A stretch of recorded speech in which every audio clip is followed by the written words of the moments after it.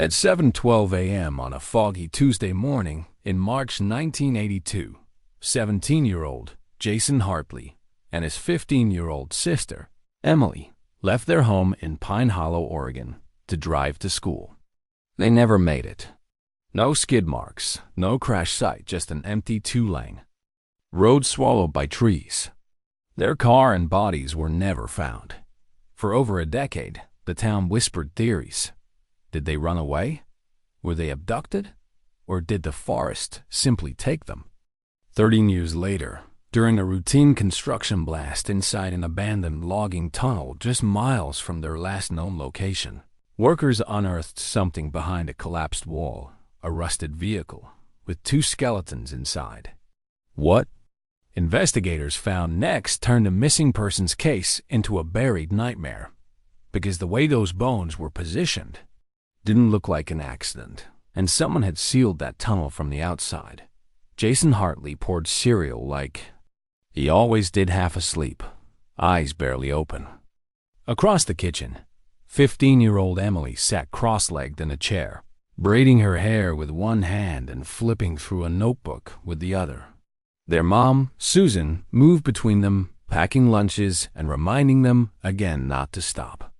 "Anywhere, straight to school," she said, tapping Jason's shoulder. "And no speeding." Jason rolled his eyes, but smiled. Yeah, we're good." The keys jingled as he picked them up from the hook. It was 7:12 a.m., the digital clock on the microwave blinking in red. That time would later be burned into every calendar, every article, every police file. 7:12. The last moment anyone would ever see either of them alive. Emily grabbed her denim jacket off the hook, called goodbye over her shoulder, and followed Jason out the front door. Their car, a red 1978 Pontiac, pulled out of the gravel driveway, turned left toward County Road 6, and disappeared into the morning fog. It was an ordinary Tuesday.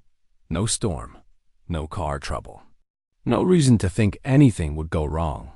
But that quiet stretch of highway, lined with pine and silence, would become the last place they were ever seen. By second period, the school secretary had marked Jason and Emily Hartley absent. It wasn't unusual. Maybe they overslept, maybe car trouble. But by third period, Jason's history teacher started to worry. He wasn't the type to skip class. Emily had a test she'd been studying for all week. By 10:05 a.m., Jason's best friend, Tyler, called their house. The line rang 4 times. No answer. At 10:11, he tried again. This time, their mother picked up. She sounded surprised, then confused. Wait, they're not there? The next few hours passed in a fog. Susan called the school, called neighbors, called her husband at work. Each call added a new layer of panic. No one had seen them since they left that morning. No friends had heard from them. No one had a clue where they were. By the time school let out, cars filled the pickup lane. Parents waited. Engines idled. But the red Pontiac never appeared. The Hartley driveway remained empty. Susan stood in the window watching, heart sinking deeper with every passing minute. Something was wrong. Not late. Not stuck in traffic. Just gone. At 5:46 p.m., Dennis Hartley stepped onto the front porch with the phone in his hand, his fingers shaking. He'd waited as long as he could. His voice cracked as he spoke to the dispatcher. "My kids, they didn't come home." They were driving to school. Jason and Emily Hartley. The dispatcher asked when they were last seen. "This morning, around 7. A pause. "No, they've never done this before." Officers arrived within the hour. They drove the stretch of road from the Hartley's home to Briar Ridge High. Nothing. No tire marks. No sign of a crash. No abandoned car. The report went out as a missing persons case. No Amber Alerts back then. Just the town sheriff's office trying to piece together a vanishing without clues. They hadn't run away. Their parents knew it. The police weren't sure yet. But Dennis Hartley knew one thing for certain. His children were endangered by sunrise. The next morning, Pine Hollow looked like a scene from a search and rescue drill. Officers, volunteers, firefighters, all combing the woods in tight rows. Flashlights flickered through thick trees. Helicopters circled overhead. Bloodhounds barked as they sniffed for any trace of Jason or Emily. The car had to be somewhere. A roadside ditch. A ravine. Anything, but the roads were clear. No shattered glass. No debris. No broken guardrails. Just trees and silence. A red scarf was found tangled in the brush near mile marker 19. For a moment, everyone froze. But when Susan was shown the item later that day, she shook her head. Not hers, she whispered. Hours passed. Then days. The dogs lost the scent. Rain came. Whatever signs there were, if any, were washed away by time and weather. Back at home, Susan and Dennis sat in lawn chairs at the edge of the driveway, facing the road. Every hour or so, a car passed. They watched each one, hoping, praying, but the red Pontiac never came back. The forest had swallowed their children whole and left nothing behind. No phone signal. No witnesses. No tracks. Just a pair of empty chairs, waiting for headlights that never arrived. By the third day, the Hartley case had spread beyond Pine Hollow. Local reporters set up on the street just outside the family's property line. Cameras zoomed in. On the porch, the lawn chairs, the front door that never opened. A photo Jason in his football jersey. Emily holding her rabbit flashed across every local channel during the evening. Broadcast. Their mother stood in front of the church that night, clutching a microphone with both hands. If someone has them, please, just let them come home. Her voice cracked mid-sentence. The footage would play on loop for weeks. That evening, the entire town gathered inside the church, pews packed, shoulders touching. Everyone held candles.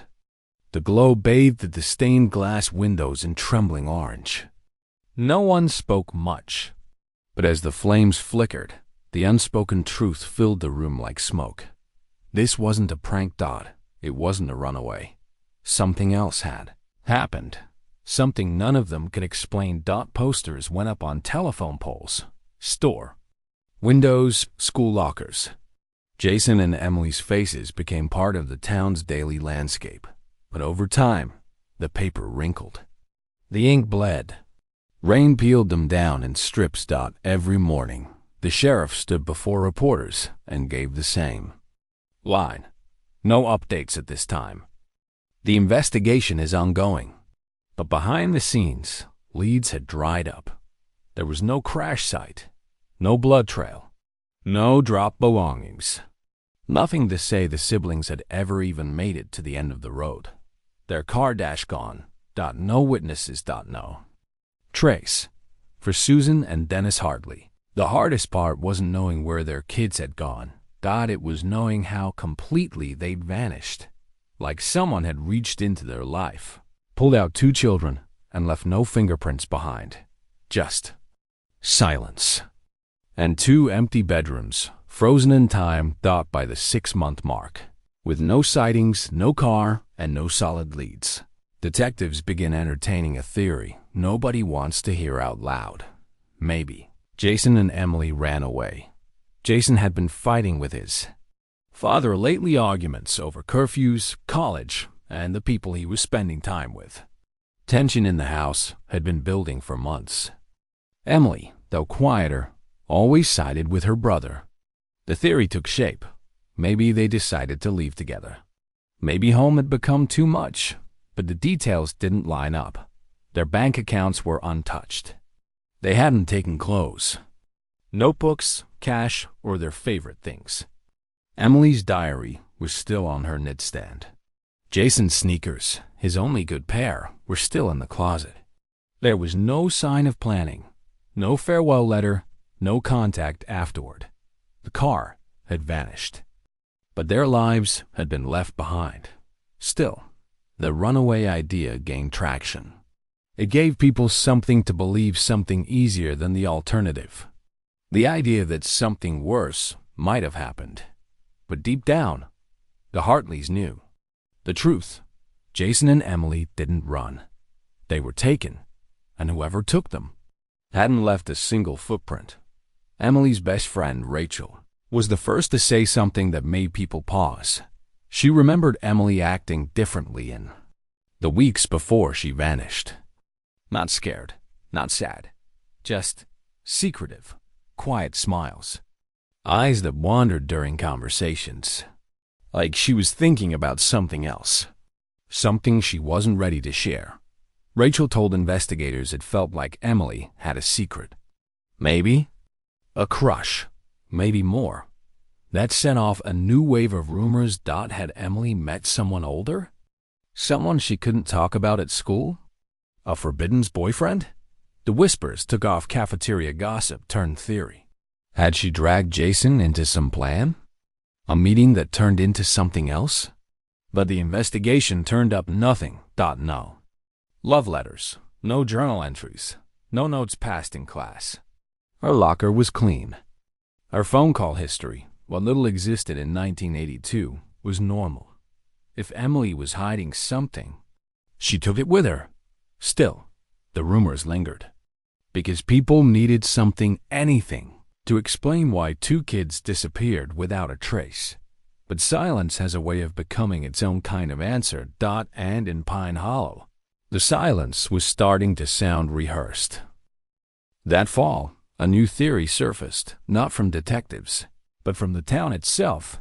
Teenagers began whispering about the hollow. Pine Hollow Tunnel had been abandoned for decades, an old logging route carved into the hillside just north of town. Everyone knew it was dangerous. The roof had partially collapsed years ago. The entrance was sealed with rusted fencing and overgrowth. But kids still dared each other to sneak in after dark. Some went, most came back, and then there were the stories. Weird sounds echoing at night. A pulse in the ground near the entrance. Lights that flickered deep in the woods when no one was around. Some locals said it was haunted. Others said it was cursed. And more than a few believed it was simply evil. When Jason and Emily vanished, someone mentioned the tunnel during the early searches. But investigators brushed it off. Too unstable, too far from the route they would have taken. But the theory stuck. A few months later, officers did a quiet sweep of the tunnel. Officially, they found nothing. No vehicle, no evidence. Just dust and stone and shadows. But those who were there, they said something different. They said no one stayed long. And when they left, they didn't talk about what they'd seen. By year 2, the Hartley home had stopped changing. Jason's jacket still hung on the coat hook by the door. Emily's sneakers sat neatly by the stairs. Her favorite stuffed rabbit cheddar remained on her bed, exactly where she'd left it. Their bedrooms became shrines. Dust settled, but nothing was touched. Not even by accident. Dennis Hartley, once a steady, quiet man, grew silent in a different way. He stopped making coffee, stopped answering the phone, stopped sleeping in the bedroom he once shared with Susan. Susan, on the other hand, did the opposite. She talked constantly, but only to her children.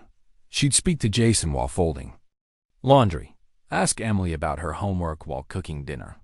At first, it seemed like denial. Later, it started to feel like ritual. Neighbors stopped coming by. The porch light stayed on longer each night. Sometimes, Susan could be seen sitting in the car, gripping the steering wheel, just staring down the road. 30 minutes. That's how long the drive to school took. It became her prayer. If she just waited 13 more minutes, maybe she'd see that red Pontiac again. But 30 minutes always came and went, and the road stayed empty. By 1984, the Hartley home looked the same on the outside, but something had changed. A single white candle appeared in the front window. Every night, without fail, Susan lit it at sundown. Sometimes it burned until morning. Sometimes Dennis snuffed it out in silence, but it never stayed dark for long. That candle became part of the house, a signal, a silent plea. A promise. The neighbors started noticing. On the anniversary of the kid's disappearance, someone left a bouquet of daisies at the mailbox. The next year, there were 5. Then 12. A row of quiet offerings for children who'd never come home. But behind closed doors, the rest of the town was learning to move on. Kids still walked to school. Soccer games were played. New families moved in. Time stretched forward. People stopped, asking questions, but not the Hartleys. They were stuck in a loop, one that reset every morning. The driveway was still empty. Every phone ring, every knock at the door, every teenage boy in a passing car. Hope bloomed, then died. Over and over again. They weren't just grieving.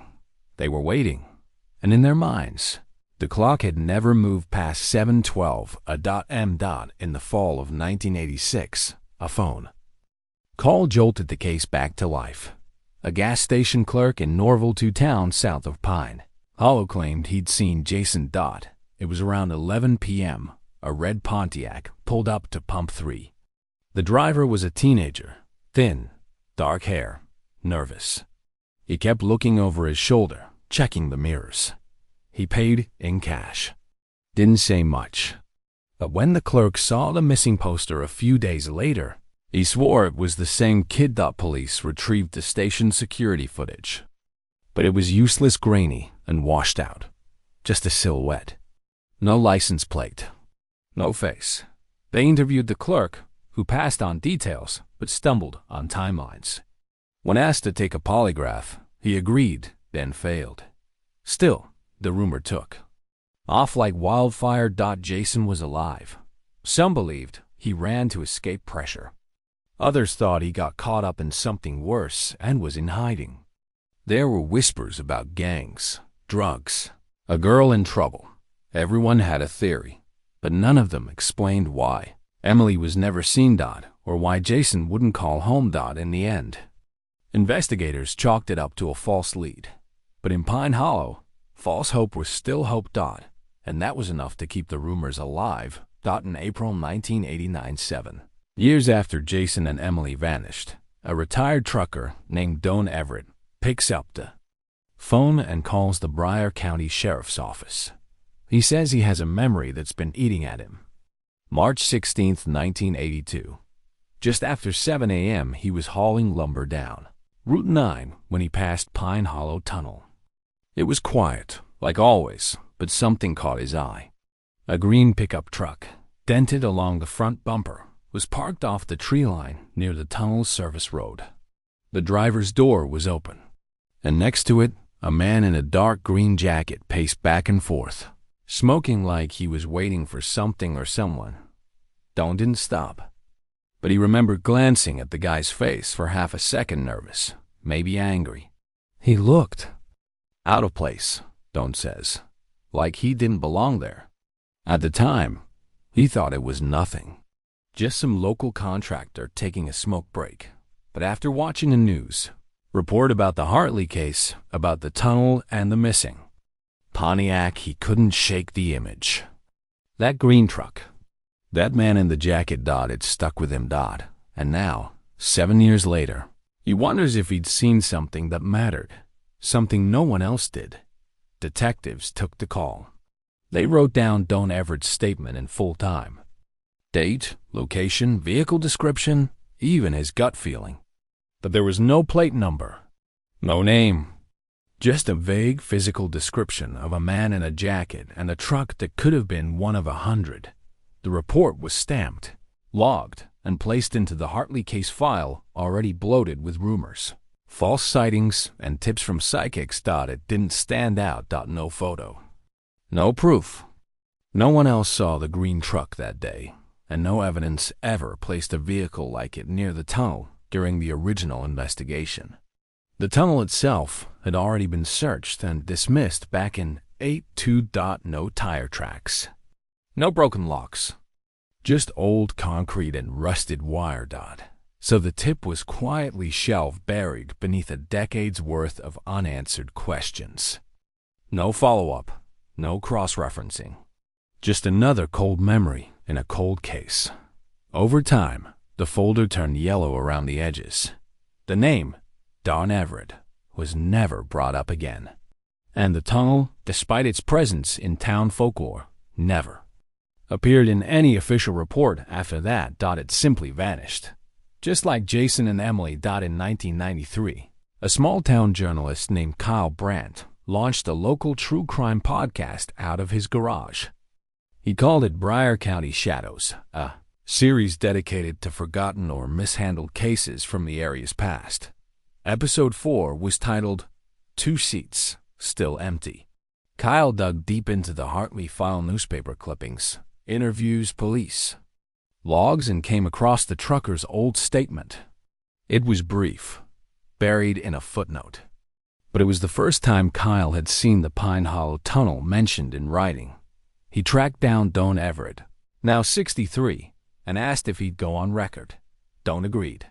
His voice cracked as he recalled that green pickup. The man, the jacket, the pacing. "I didn't know it meant anything," he said. "I still don't, but I can't forget his face." The episode aired that week, and it blew up. Local listeners flooded the comments. Some remembered seeing that same truck in town. Others swore they'd heard rumors back then about someone who worked construction who disappeared just after the kids did. Then, a volunteer researcher someone Kyle had never even met dug into archival surveillance tapes from a nearby gas station. Dated the morning of March 16, 1982. At exactly 7:08 a.m., Jason's red Pontiac drives past Pump 2, right behind. It is a green pickup. No license plate. No clear shot of the driver, but the shape, the dent, the color. It's all there. And just like that, the tunnel was no longer a rumor. It was a crime scene waiting to be reopened. The footage came from a security tape buried in a dusty box in the back room of a shuttered Norville gas station. It had sat untouched for over a decade. Labeled March 16, 82, AM, shift. Nobody thought it would matter. But when Kyle Brandt's volunteer pulled the tape and digitized the grainy black and white feed, it showed something no one could ignore. Timestamp 7:29 at M. In frame, a red 1978 Pontiac with fogged-up headlights, trailing directly behind a dented green pickup through the Route 6 intersection, just 5 miles from Pine Hollow Tunnel. There's no sound, no plate numbers. Just 2 vehicles caught mid-turn, disappearing toward the tree line. When Kyle turned the tape over to the sheriff's office, they didn't make a public announcement. Instead, the footage was handed straight to state investigators. Internally, it was labeled the first confirmed visual evidence of Jason Hartley's car after leaving the house that morning. 7 minutes after he left his driveway, Jason's vehicle was heading east away from school, toward the tunnel. And suddenly, a cold case that had been buried for over a decade cracked open one blurry frame at a time. Behind closed doors, the Pine Hollow Tunnel was officially reclassified from abandoned logging site to high-interest zone in an active missing persons case. Authorities quietly requested blueprints from the county records office. The tunnel was longer than most realized, an L-shaped structure, originally built in 1946 to shuttle logging convoys through the hills. It had 3 access points. 2 were sealed with concrete, but the third was marked as semi-collapsed and left unlisted in all modern maps. That third entrance led directly into the northern woods. The same woods search teams in 1982 had never reached. Assuming they were too far off course, a specialist was brought in. Structural engineers, surveyors. They combed through terrain maps, compared soil shifts from the 1980s. One report, marked confidential, included a warning. The tunnel had likely been altered after abandonment, reinforced in parts, possibly by private hands. Whoever knew that space knew it better than the county ever did. And if Jason and Emily had gone in there, they may never have had a way back out. On June 3, 1995, A construction crew was tasked with stabilizing the hillside above Pine Hollow Tunnel. It was supposed to be routine. The old access road had started to shift after a wet spring, and the county ordered rock removed to prevent a mudslide. Mid-morning, workers began drilling charges into the limestone ridge. Small, controlled blasts shook the earth. Dust clouded the air. Nothing unusual, but on the fourth detonation, the ground gave more than expected. A section of hillside crumbled not from the blast, but from behind it. Beneath the broken rock was something the crew didn't expect. A wall. Concrete. Roughly poured. Covered in vines. Hidden behind decades of natural buildup. At first, they assumed it was old reinforcement from the logging days. But one worker, a veteran foreman, noticed something wrong. The pour was too shallow, the structure uneven, and laced through the concrete was rebar fresh, modern, and corroded just enough to date back a decade or so. He stopped the crew cold. This wasn't part of the tunnel's original design. This was a seal. Someone had poured a wall, deep inside the hillside quietly, without record, and behind it, darkness waited. After safety checks cleared the air and stabilized the site, the foreman gave permission to enter the breach. 3 workers went in first, headlamps cutting through the dust. What they found wasn't a cave-in. It was a chamber, man-made, about the size of a 2-car garage. The air was dead, silent. And in the middle of it sat a car, a 1978 Pontiac Sunbird, rusted and sunken into the dirt floor, its red paint barely visible beneath a thick coat of grime. All 4 tires were flat. The headlights were intact but dull. The license plate was barely readable, but the shape matched. Someone shined a flashlight through the windshield. Inside, 2 skeletons, front seats, buckled in. The windows were fogged from decades of condensation, but the outline of clothing remained. A faded Letterman jacket. A small denim sleeve. One worker backed out immediately. Another radioed for law enforcement. Within the hour, sheriff's deputies sealed the scene. The FBI was notified. No statements were made to press. The company issued a bland explanation. Unexpected geological formation. But investigators weren't confused. They knew exactly what they were looking at. After 13 years, Jason and Emily Hartley hadn't run away. They'd been waiting dead and silent in the dark. The dental records came back in under 48 hours. Jason and Emily Hartley confirmed. Their remains were recovered carefully, 1 layer at a time. Bone placement, seatbelt alignment, posture, everything was preserved with forensic precision. But as the medical examiner's report came in, the tone shifted. Jason's arm had been fractured, clean break, defensive. Emily's wrist showed signs of fresh trauma before death, possibly from pounding or resisting. Both were still buckled in. The car's ignition was switched off. Keys were in the center console.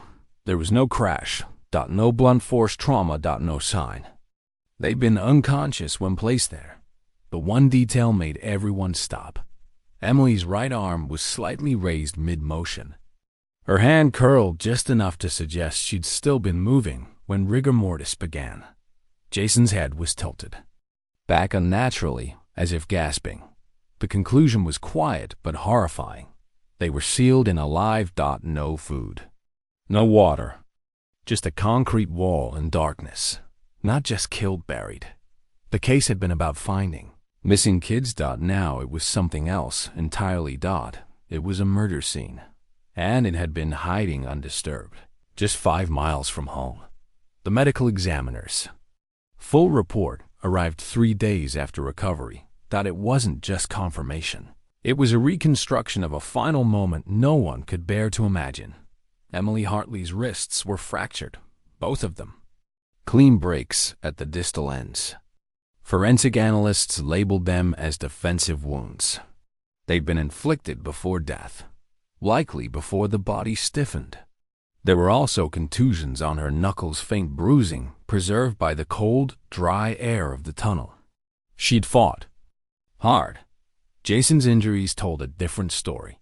His right humerus, his upper arm, was shattered at the midshaft. Blunt force trauma. A single violent strike. No other major skeletal damage. His ribs were intact. Skull unharmed. But the break was clean and severe. It suggested something fast, targeted. A blow to control or disable him. There were no gunshot wounds. No sharp force trauma. No signs of overdose. No chemical residue in the fabric or on the seat cushions. Nothing to indicate they were killed, then placed. That left only one option. They were trapped alive. Then came the scratches. Faint, almost invisible etchings across the dashboard and driver's door interior. Not made by keys, made by fingernails. Barely deep enough to catch dust, but unmistakable. Tiny grooves, frantic arcs. Someone had tried to claw their way out. The Pontiac hadn't been a vehicle. It was a coffin. The tunnel chamber, once dismissed as an abandoned geological formation, was now a carefully constructed crime scene. Crime scene analysts focused on the wall first. The concrete wasn't smooth. It was uneven, hastily poured by hand, not machine. Sloppy, but strong enough to hold for 13 years. Rebar had been jammed in at inconsistent angles, suggesting someone worked fast, possibly alone or with minimal help. No construction markers, no industry signatures. Whoever did this wasn't building. They were hiding. Tests on the concrete mix dated it to spring 1982, just weeks after Jason and Emily disappeared. That aligned with the county's logging map, which showed Pine Hollow as inactive by then. No construction permits. No repair logs. No seismic readings of activity. The tunnel had supposedly been dormant, except someone had been there. Inside the wall's foundation, investigators found fibers, small threads of canvas, and a partial work glove. Soil trapped inside the material carried trace elements of lime, adhesive, and something else. Rust flakes. The same rust that covered the green pickup and that blurry gas station frame. This wasn't an accident. It wasn't a collapse or a case of two kids who lost their way. It was a designed chamber. Someone lured them there. Sealed them in and walked away without a sound. Within 48 hours of the discovery going public, Pine Hollow turned into a frenzy. News vans lined the access road. Helicopter crews hovered above the trees. Reporters stood near caution tape, broadcasting to millions. The Hartley siblings found buried alive in abandoned tunnel.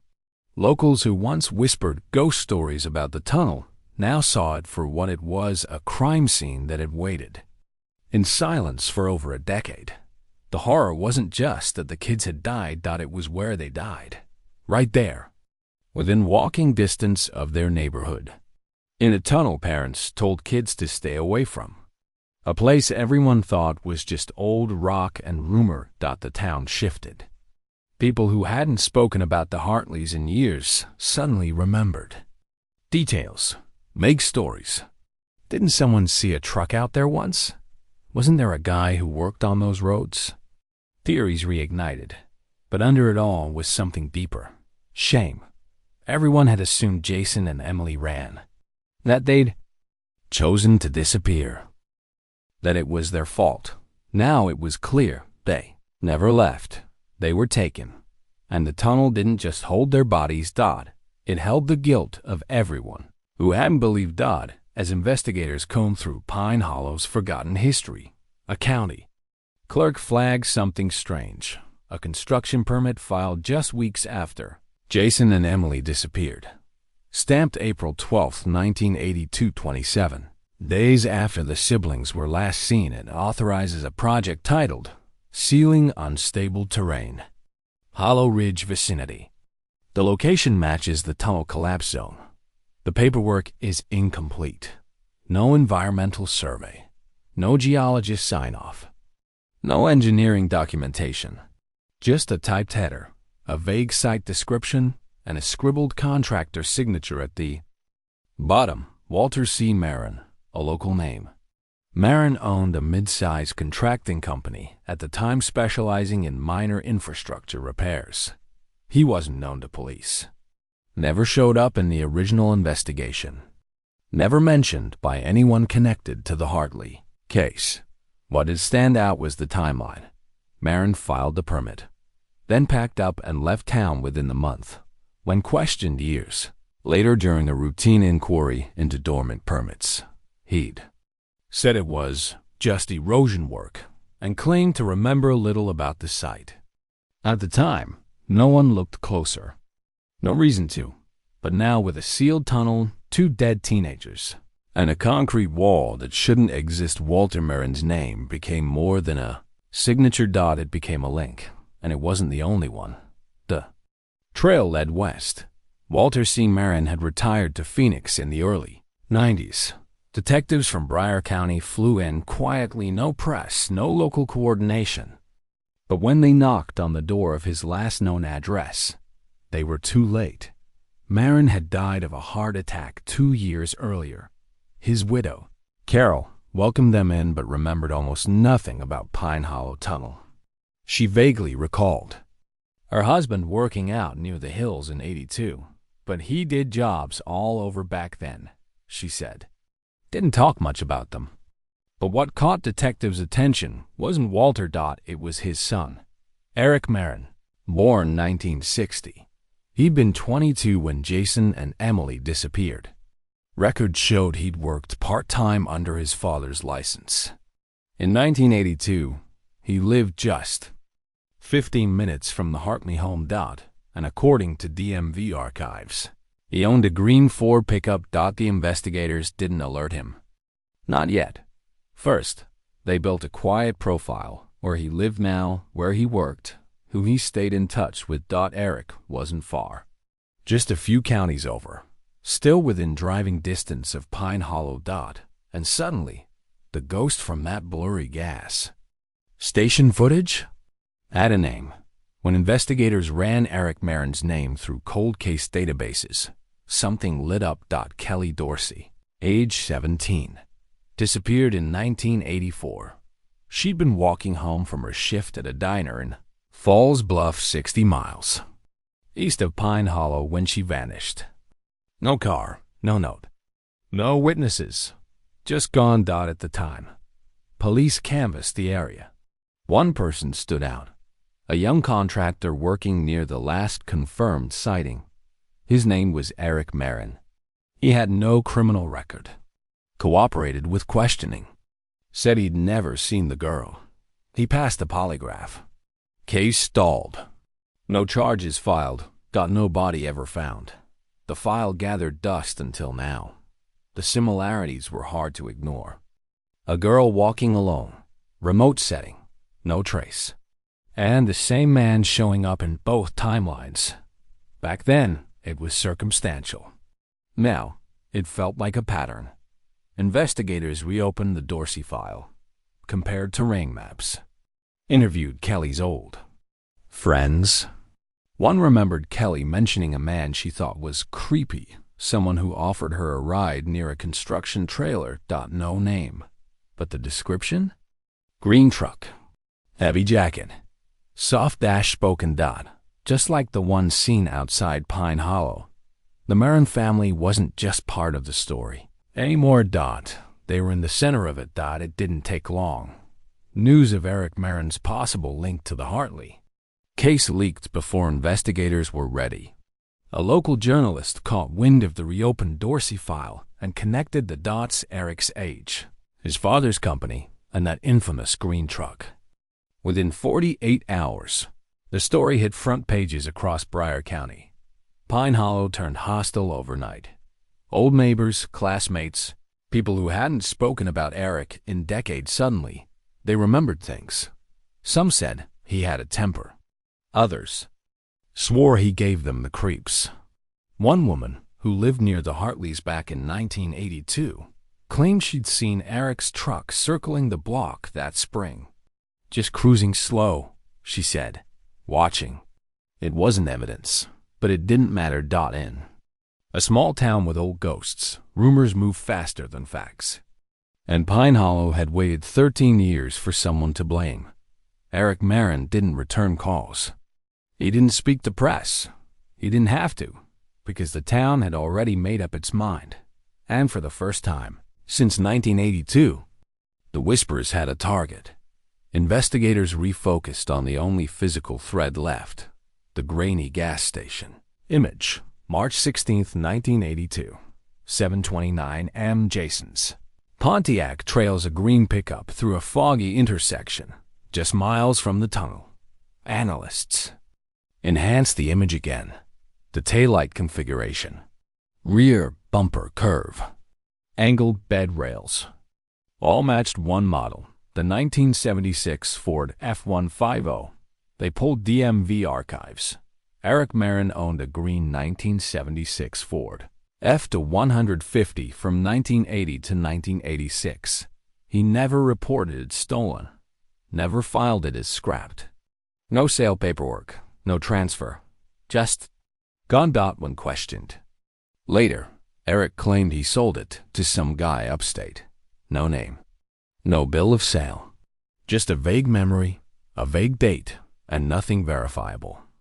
Investigators couldn't prove the truck in the photo was his, but they couldn't rule it out either. Too many things lined up. Same model, same era, same direction. Jason's car didn't randomly follow that pickup. He knew it, trusted it, or feared it, and whoever drove it led him straight to Pine Hollow. The photo wasn't just a snapshot. It was a breadcrumb. And the trail was still warm. Forensics turned their attention back to the wall, specifically the concrete. Samples from the tunnel seal were sent to the state lab. Analysts identified chemical fingerprints, unique combinations of lime, fly ash, plasticizer compounds, and curing agents. They weren't just generic building supplies. They were part of a specific batch sold by Mid-State Concrete Co. on April 6, 1982. The buyer, Marin, contracting. The same day the county permit was filed. It wasn't a coincidence. It was a timeline. The wall was poured using supplies bought legally, but not for a legal purpose. No blueprints. No inspection logs. Just cement, steel, and silence. The lab even found fibers in the mixed polyester strands often used in quick-dry patches. The kind of fast work done by someone not trying to build something strong, just something permanent. Whoever sealed that tunnel knew what they were doing, and they had direct access to the tools required to make people disappear. It wasn't enough to arrest Eric Marin, but it was enough to make the state reclassify the Hartley file. No longer missing persons. No longer accidental. As of that day, March 14, 1996, the Hartley case was officially ruled a premeditated double homicide. And for the first time in 13 years, it finally had a suspect. It was a local news segment that brought her back. The headline ran for less than 90 seconds. Tunnel discovery confirms 1982 sibling deaths. No arrests yet. Most people watched it in passing, but not Dana Fuller. She called the tip line the next morning. At first, detectives didn't think much of it. Another, I remember call, like dozens that came in after the tunnel aired. But Dana wasn't guessing. She gave names, specifics, and she didn't want airtime. She asked for a private, off-camera interview.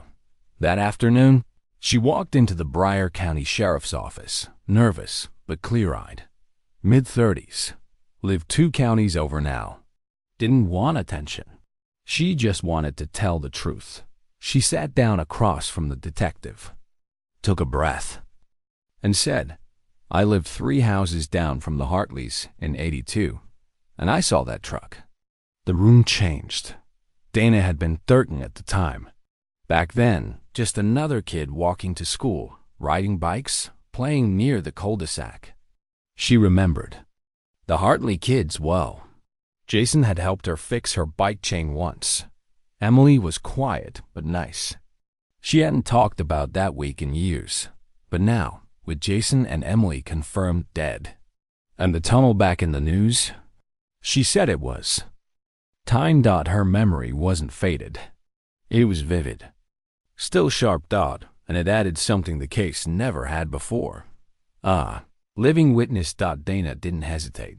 She told investigators she saw the same green truck parked near the Hartley house on 3 different mornings in February 1982. Always the same. Spot across the street, next to a vacant lot. Engine barely audible. It wasn't random. The first time. She thought it was a worker or someone visiting. But it came back. Each time. It was parked there between 7 and 7:30 am right before the Hartley kids left for school. The second time. Dana remembered the engine was still running when Jason and Emily pulled out. The driver didn't move. Didn't wave. Didn't even light a cigarette. He just watched, staring straight ahead through the windshield. The third time, she was certain. It was the same truck. Green Ford. Slight dent above the rear wheel. She remembered it because of the way it rumbled. It had a deep idle, almost like a growl. So why didn't she say anything? She looked down, hesitant, then admitted, "My dad knew the man. He told me not to talk. He didn't give a name. Just said to stay quiet, that it was none of our business." So she did. Until now. Because when the photo aired and the truck reappeared on TV, she knew. She'd seen that truck before the day Jason and Emily disappeared, and she knew exactly where it had been parked. Right outside their house. The investigators needed to be sure. They didn't tell Dana what they suspected. No leading questions. Just a binder full of photos. Random 1980s vehicles. Similar body types. Different colors and models. She flipped through slowly. No hesitation. Page 7. She tapped her finger. "That one," she said. "A 1976 green Ford F-150. Same body style. Same boxy grille.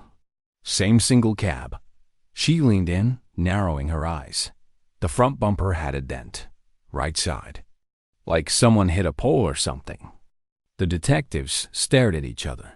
That detail, the dent on the passenger side bumper, had never been released publicly. It wasn't in any news story. The trucker who spotted the vehicle near the tunnel mentioned it in 1989.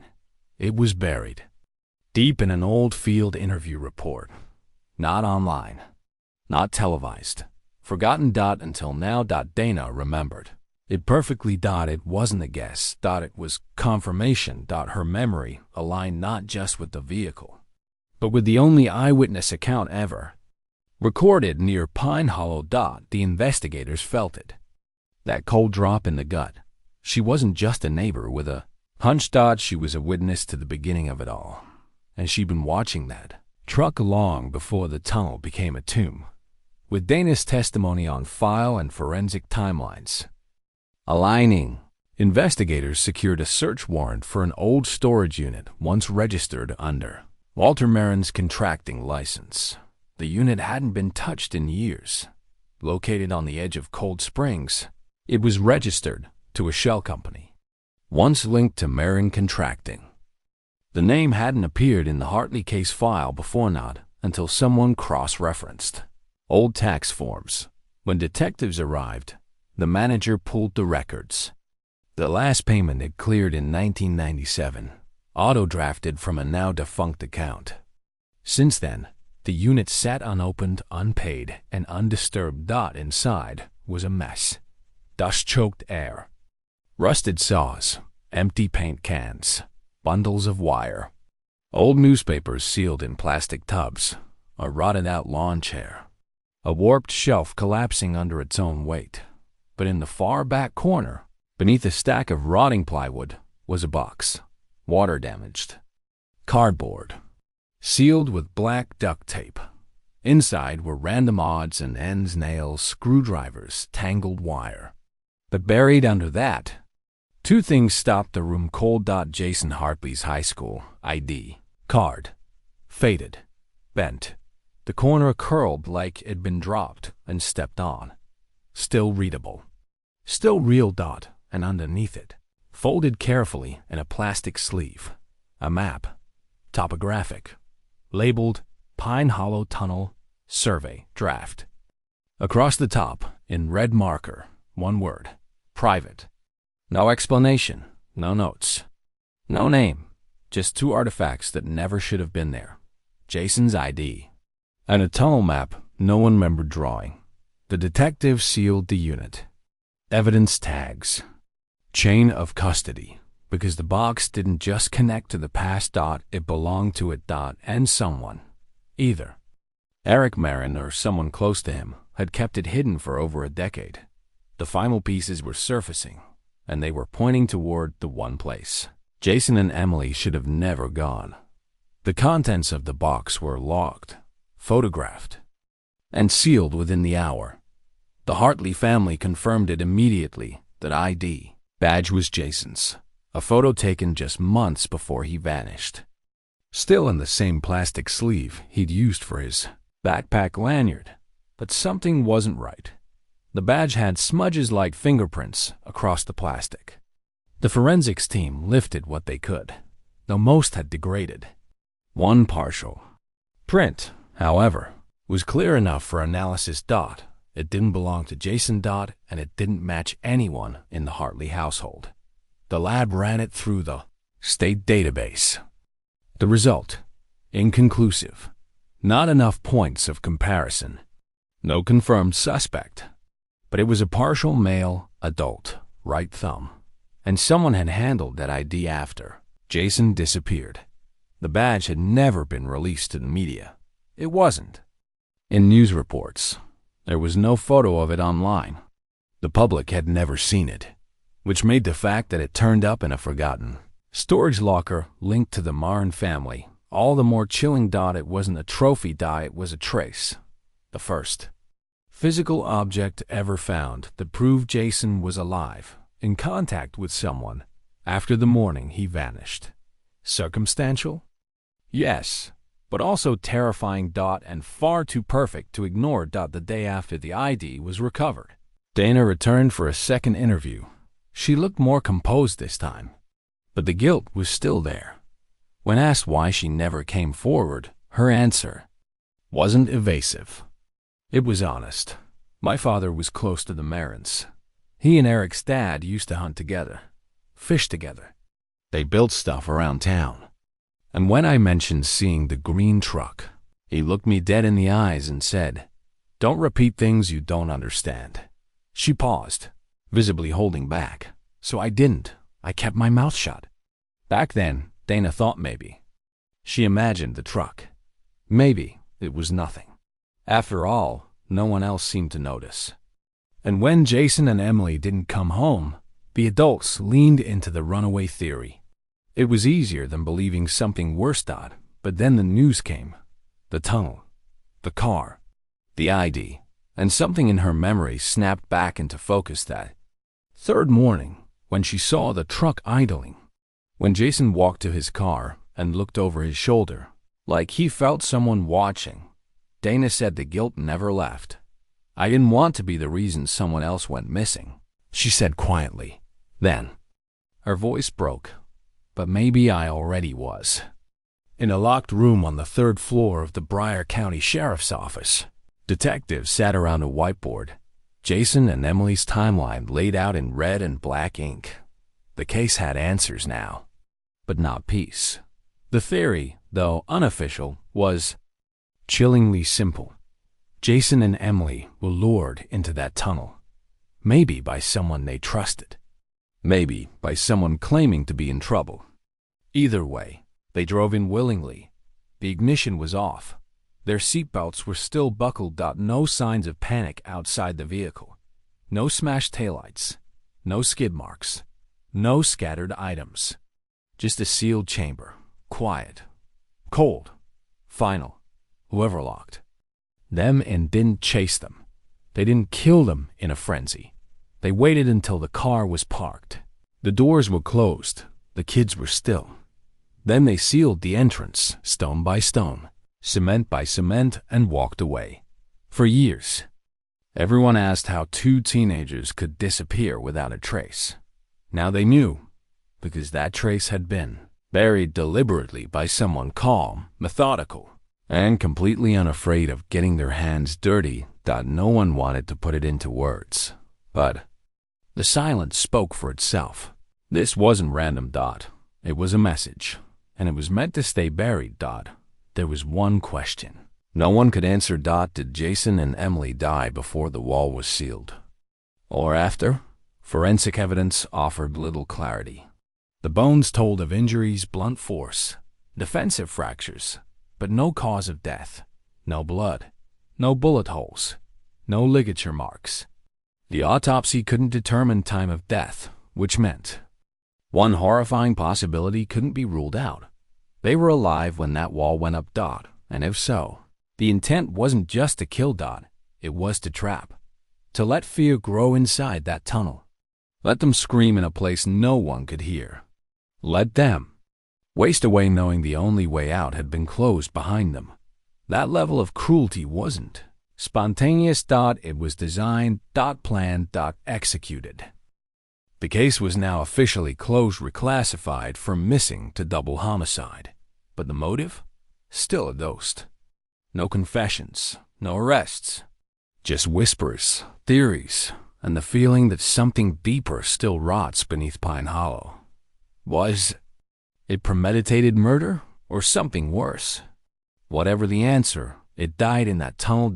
And if anyone still knows the truth, they haven't said a word in 30 years. There was no procession. No police escort. No fanfare. Just silence. In October 1995, after forensic confirmation and autopsy reports were finalized, the Hartley family held a joint funeral for Jason and Emily 13 years after they vanished. The town filled the church, every pew. Standing. Room only. Parents brought children who hadn't been born when the Hartleys disappeared. Teachers, classmates, first responders, they all came. Some out of guilt, others for closure. At the front of the sanctuary, two caskets sat side by side, draped in soft white fabric, and between them, the same photo used on the original missing. Posters. Jason smiling in his football jersey, Emily holding a stack of books against her chest. During the service, their mother stood silently over Emily's casket. She slipped something into the folds of a blue sweater, Emily's old favorite. Now folded with care, she whispered something. No one could hear what she said. Then she stepped back and sat down, clutching her husband's hand. At the rear of the church, their father remained standing, shoulders shaking. It was the first time he cried in public. For Pine Hollow, the funeral wasn't just a goodbye. It was a reckoning.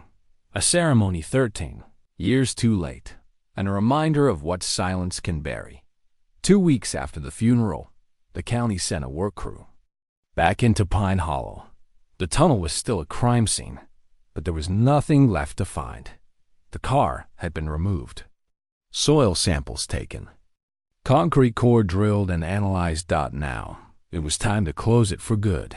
This time, the seal was permanent, 4 feet thick, reinforced with rebar, industrial concrete, and welded steel grid. No plaque, no memorial, no press conference. Just a wall. But people still came. Teenagers, old classmates, curious strangers. They parked at the edge of the trail and walked quietly through the forest. They left flowers, notes, photos. Some just stood there, staring at the blank wall as if trying to hear something behind it. One kid carved into a nearby tree with a pocket knife. They were here. Authorities tried to keep people away. Posted signs, fines, fences. But Pine Hollow had already become something else. Not just a tunnel, not just a crime scene. A symbol of what can happen when the truth stays hidden long enough to grow teeth. And even now sealed, buried, and quiet, not everyone believed the story was truly over. Winter came early that year, sharp winds, Leafless trees, and a silence that made Pine Hollow feel even more like a grave dot by January. Most of the case files were closed, archived, evidence boxed and shelved. But deep in the records office, a technician named Alan Weber was cataloging digital logs from the tunnel recovery, mostly fuel levels, tire reports, vague documentation. He wasn't an investigator, just a logistics guy. Still, something caught his eye. The Pontiac had less than a quarter tank of gas. That wasn't unusual in itself until he looked at the original statement from Jason's father, who said he'd filled the car 2 days earlier. Enough for at least 3 round trips to school. So how did it run that low? No receipts were found, no reported stops.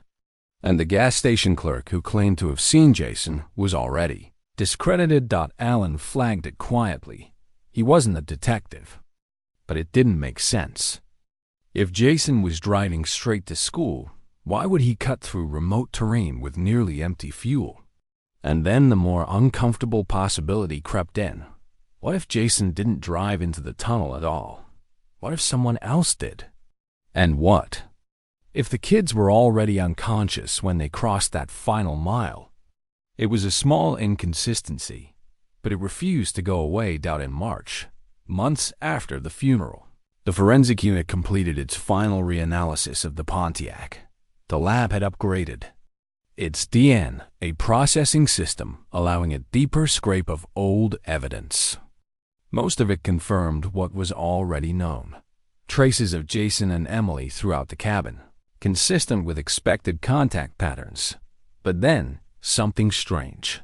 A third profile. Partial. Degraded. Faint. Not Jason. Not Emily. It wasn't enough for a match. Not even close. The sample was likely years old, broken down by time and humidity inside the sealed tunnel. But it was real, and it came from the passenger side rear panel, a spot no one had considered critical before. Investigators added a single sentence to the master file: unidentified biological material consistent with third person. Location: interior cabin. Status: unknown. There was no press release, no breaking news segment, no follow-up podcast episode, because the case was closed. Officially. But not for everyone. Not for the technicians. Not for the families. And certainly not for the people of Pine Hollow, who still walked past the sealed entrance, still left flowers on the trailhead, and still whispered about the 2 teens who vanished, and the tunnel that watched it happen. A few locals say you can still hear something if you press your ear to the cold stone wall. Not a voice, not a scream, something quieter, something breathing. Because maybe Jason and Emily weren't the only ones in that car, and maybe Pine Hollow never really lets go.